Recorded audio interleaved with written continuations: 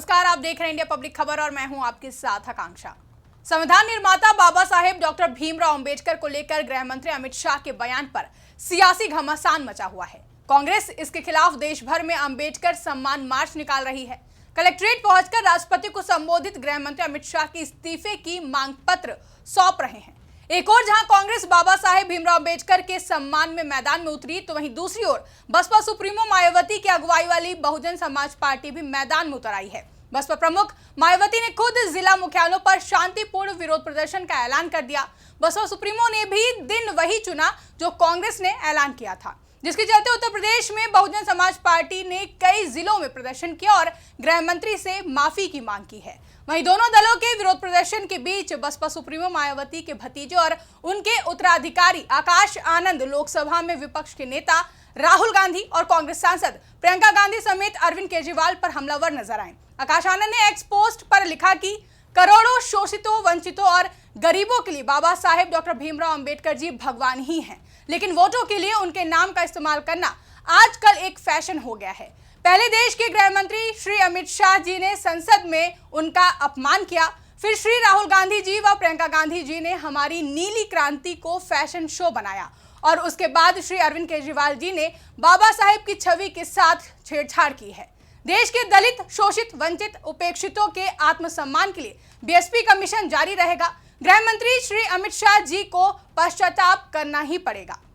एक और जहां बाबा साहेब भीमराव अंबेडकर पर गृह मंत्री अमित शाह के बयान के विरोध में बसपा का देशव्यापी विरोध प्रदर्शन देखने को मिला, लेकिन वहीं दूसरी ओर आकाश आनंद के निशाने पर साफ तौर पर कांग्रेस सांसद राहुल गांधी और प्रियंका गांधी रहे। खुद मायावती भी बीजेपी और कांग्रेस को एक ही थाली के चट्टे बट्टे भी बता चुकी हैं। पहले बसपा सुप्रीमो मायावती और अब आकाश आनंद, यानी कि बाबा साहेब भीमराव अंबेडकर के मामले पर बसपा के नेता बीजेपी से ज्यादा कांग्रेस के खिलाफ मुखर नजर आ रहे हैं। ऐसे में सवाल उठता है कि इसके पीछे का आखिर मकसद क्या है। तो आइए इसे समझने की कोशिश करते हैं। तो सबसे पहले इससे ऐसे समझा जा सकता है कि जिस तरह से बसपा का वोट बैंक खिसक रहा है, शायद बसपा अब अपने उस वोट बैंक को साधने की कोशिश कर रही है। बता दें कि जय भीम के नारे के सहारे बसपा सुप्रीमो मायावती 4 बार यूपी की मुख्यमंत्री रह चुकी हैं। बसपा यूपी के साथ ही मध्य प्रदेश, छत्तीसगढ़, दिल्ली, हरियाणा और राजस्थान की सियासत में भी मजबूत दखल रखती आई है। वहीं 2012 के यूपी चुनाव से पार्टी के ग्राफ में जो गिरावट शुरू हुई, उससे बसपा के राष्ट्रीय पार्टी के दर्जे पर भी खतरा मंडरा रहा है। पार्टी लोकसभा में 0 और यूपी विधानसभा में पार्टी 1 सीट पर सिमट कर रह गई।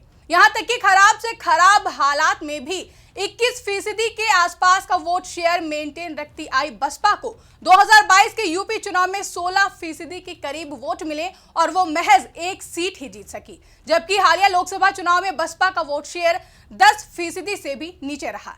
ऐसे में माना जा रहा है कि बसपा को अब ताजा विवाद यानी कि बाबा साहेब अंबेडकर पर छिड़े विवाद से अपने सबसे बड़े प्रतीक के नाम पर कोर वोटर को फिर से एकजुट करने का अवसर नजर आ रहा है। तो वहीं आजाद समाज पार्टी के मुखिया और नगीना सांसद चंद्रशेखर आजाद की पार्टी का बढ़ता प्रभाव भी बसपा के लिए टेंशन से कम नहीं है। दरअसल यूपी की दलित पॉलिटिक्स में नगीना सांसद चंद्रशेखर आजाद की अगुवाई वाली आजाद समाज पार्टी का तेजी से बढ़ता प्रभाव भी बसपा के लिए चिंता का सबब बन गया है। बसपा लोकसभा चुनाव में 0 पर सिमट गई, लेकिन वहीं चंद्रशेखर आजाद संसद पहुंचने में सफल रहे।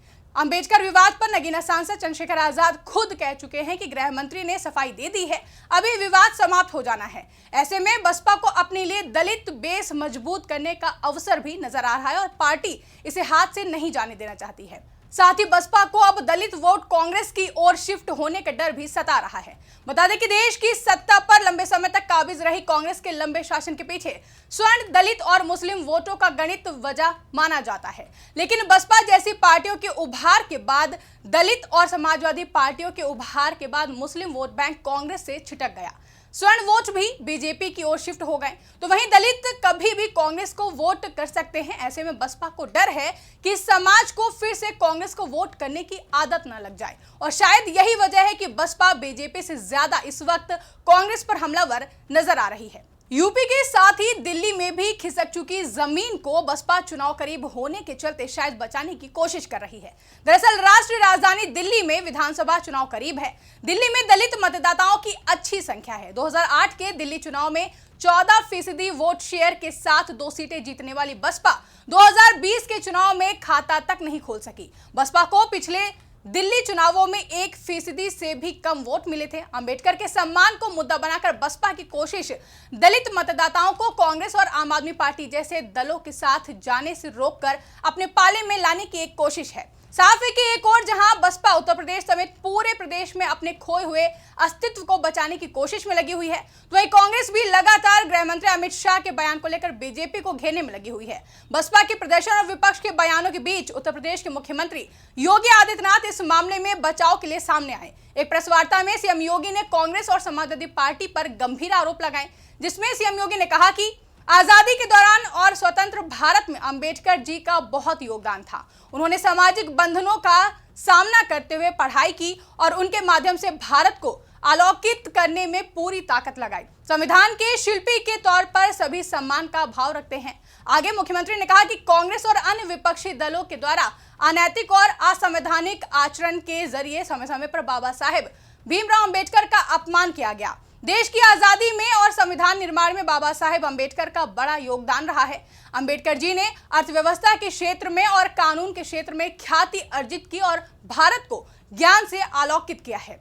एक और जहां सीएम योगी ने कांग्रेस, सपा और बसपा समेत पूरे विपक्ष पर पलटवार करते हुए विपक्ष पर बाबा साहेब का अपमान करने का आरोप लगाया, तो वहीं आपको बता दें कि बीते कल बसपा का देशव्यापी आंदोलन भी देखने को मिला, जिसे देखकर साफ तौर पर समझा जा सकता है कि बाबा साहेब को लेकर सभी दल अपनी अपनी राजनीतिक रोटियां सेकने में लगी हुई हैं। साथ ही बसपा अपने खोए हुए जनाधार को बचाने में लगी हुई है। ऐसे में देखना अहम होगा कि क्या 2027 के यूपी विधानसभा चुनाव तक बसपा सुप्रीमो मायावती अपने इस मिशन में सफल हो पाएंगी या फिर नहीं। आपको क्या लगता है, कमेंट करके हमें जरूर बताएं। साथ ही ऐसी तमाम बड़ी खबरों के लिए हमारे YouTube चैनल को सब्सक्राइब करना ना भूलें।